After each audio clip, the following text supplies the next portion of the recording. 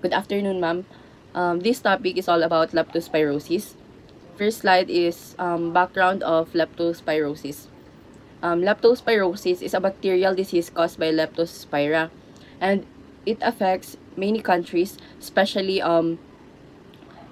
tropical area, and causes many cases and deaths worldwide. Next is the disease is rare in the US, pero mas common ito na disease sa Puerto Rico and Hawaii. And nangyayari itong outbreak na ito kapag after ng pagbaha or pag-ulan ng malalakas, and especially sa mga area na especially sa mga poor sanitation areas. Next is anicteric leptospirosis, which is classification ng leptospirosis. Dito naman po is yung mild form ng leptospirosis, and ang symptoms na naka-include dito is fever, muscle pain, red eyes, pero hindi jaundice, and most patients is most patient nagkaka-jaundice po. Next is other anicteric symptoms. Patients may also have headaches and mild kidney changes, cough and bleeding. Symptoms may go away and then return. So pwede pong mawala yung symptoms na maano ng patient, pero pwede rin pong magbalik. Next is ecteric leptospirosis, which is yung severe form na ng leptospirosis. This severe form is called Weil's disease, and it involves jaundice, which is naka-involve na dito yung jaundice, kidney failure, liver damage, lung problems, and heavy bleeding. Kapag severe na po, maapektuhan na po yung other internal organs like lungs, kidneys, and magkaka-liver damage din po and heavy bleeding. Next is signs and symptoms of leptospirosis. Leptospirosis can affect many organs, which are the skin, liver, lungs, eyes, brain, and yung heart po ng patient. Symptoms range from fever to bleeding and respiratory distress na po. So, pwede po maapektuhan yung skin kaya nagkaka-rashes po. Tapos yung liver din, pwedeng magka-liver damage.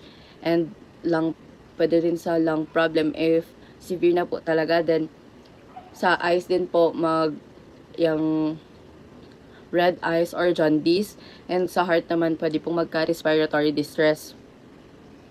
Next is, sa slide 8 po is agent or bacteria. The bacteria are spiral shape and very thin or manipis lang. Only certain species infect humans. Next is animal reservoirs. Animals, especially rats, carry the bacteria and they shed it in urine, which contaminates the environment. So, pwede pong makakontaminate ang reservoirs po na animals is yung rats, especially yung rats talaga, kasi kapag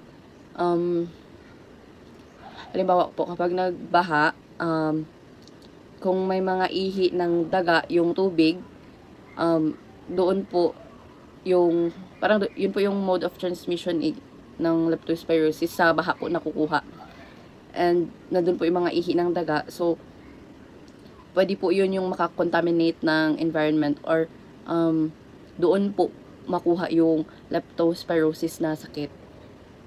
Next is environment. Leptospira can survive for weeks in water and soil, especially in areas with flooding, poor sanitation, and then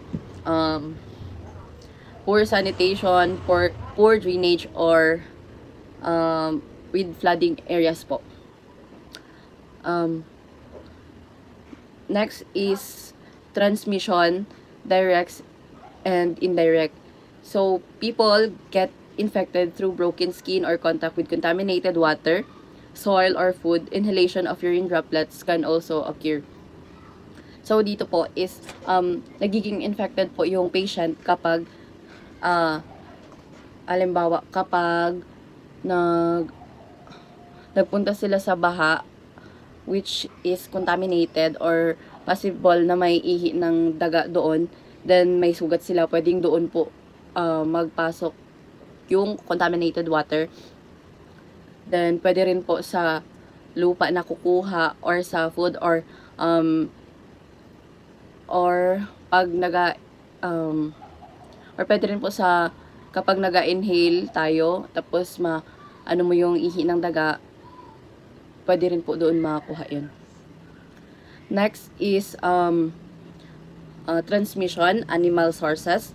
The urine of infected animals contaminates water and soil. People get infected when they touch or swallow this contaminated water. So, yun po, ang mode of transmission ng leptospirosis is through contaminated soil, water, or maka-inhale tayo ng mayroong ng ihi ng daga. So, sa water or soil po, pwede po na may open wounds yung patient and then na expose siya sa baha. Pwedeng doon po yung leptospirosis, pero doon po magpasok yung virus ba? Doon po. Through exposure sa baha or sa contaminated na soil or pag take ng contaminated food din po, pwede rin. Kapag hindi na takpan or naitago ng maayos yung pagkain po, pwede pong ihian ng daga. Next transmission is rare routes. So, dito is rare cases happen through sexual contact, breastfeeding, or animal bites.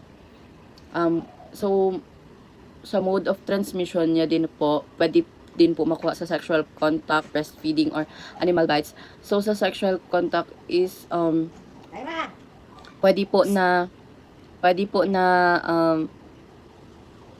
direct contact po sa patient na may leptospirosis. And same lang din po sa breastfeeding. If yung mother po is may leptospirosis tapos nagka-breastfeeding, pwede pong mahawaan yung baby. Sa sexual contact po is pwede pong mapasa yung sakit sa another person if nakapag-direct contact or nakapag-sexual intercourse yung patient sa uninfected na person.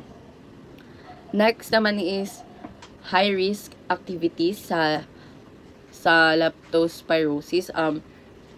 Swimming pag-swimming sa contaminated water or sa baha, and then wading, farming, trekking, and working in floodwater increase the risk of infection. Mas maglala po yung risk of infection kapag yung person po is mahilig maligo sa contaminated water, sa mga baha, or pwede rin po siguro sa mga sapa-sapa. Next is clinical findings. Incubation is 2 to 30 days. Most infections are mild with fever, headache, red eyes, muscles, pain, vomiting, or diarrhea. So, ang clinical findings is kapag mild is 2 to 30 days lang po yung incubation ng patient or self-isolation kapag mild lang, and most infections are mild with fever and headache po.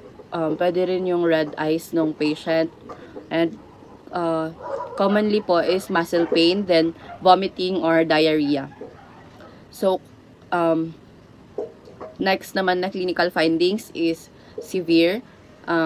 Severe cases may cause jaundice, kidney failure, bleeding in the lungs, meningitis, and shock. Wills disease can be fatal. So, dito sa severe po, may pwedeng mag-cause ng jaundice, kidney failure, lung problems, or bleeding sa internal organs, meningitis, and shocks, and shock po. Sa Wales disease, pwedeng,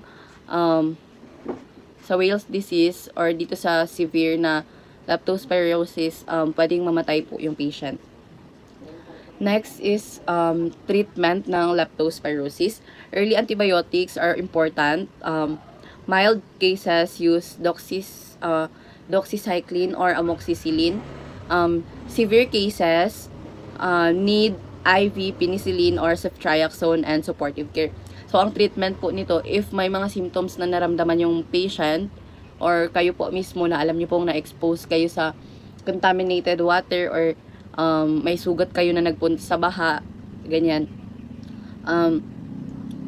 magpa-check na po kayo sa doktor para po mabigyan kayo ng early antibiotics. And important po ito para mas maagapan and para hindi na po maging severe. And kapag mga mild case naman po is ang commonly or mostly na prescribe ng doctor is doxycycline or amoxicillin po. And if severe case naman, need po ng patient or gina-prescribe po ng doctor na mag-administer ng intravenous penicillin or ceftriaxone, and so for supportive care din po sa patient. Next is laboratory findings. Sa early phase naman, during the first week, bacteria are found in the blood. Dito is, ang ginagamit na test is IgM test. May pwedeng maging, kapag early phase pa lang, pwede po maging negative ang result. And then, next is, sa late phase naman is after a week, bacteria may appear in urine. Next, laboratory findings sa late phase po is after a week, bacteria may appear in urine. PCR and repeat blood test increase diagnostic accuracy. After a week. Next is supportive diagnostic test. IgM and rapid test are used for screening, but results need confirmation. So, pwede po ipa-repeat ng physician yung results or ipa-blood test po sila ulit. Then, next is confirmatory test sa specimens naman. Pwede sa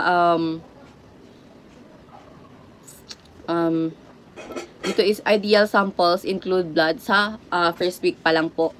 Then urine naman kapag ang first week na may leptospirosis ka, sa first week ang confirmatory test na gagawin is blood testing, and then urine after 1 week, then CSF if may meningitis na symptoms yung patient, and tissue samples in fatal cases. Next is prevention, exposure, avoidance. So dito naman avoid contaminated water and flood water, wear protective boots and gloves, cover wounds to prevent entry. So dito po ang prevention na gagawin ng patient ay iwasan po na ma-expose sa flood water or contaminated water nang walang protective like walang boots kung magpunta sa baha, and gloves po kapag naga-garden, ganyan, kay possible po na pwede rin pong makuha sa soil yung leptospirosis disease. And pwede rin po prevention din po na kailangan po before tayo ma-expose sa contaminated water, kailangan po yung mga sugat kahit maliliit is may cover para po hindi risky na maging infected patient kayo. Or para po ma-prevent yung pag-enter ng bacteria sa katawan ng patient. Next prevention is water safety and rodent control. Boil or treat water. And control rats and pests. Doxycycline may prevent infection in high-risk situation. Dito is kapag nag-collect ng water or before inumin siguro ang tubig, ipakulo muna para maging sterile siya. And sa mga rats and pests naman, i-control. Like, kung gabi kasi, may mga rats and yung mga ipis na nagkakalat talaga, hindi talaga maiwasan. So, dapat meron tayong yung pang-spray para tawag niya, mabugaw yung mga daga and yung mga ipis. Next is, ang summary po ng overall topic is cause, transmission, symptoms, diagnosis, treatment, and prevention. And yun lang po. Thank you.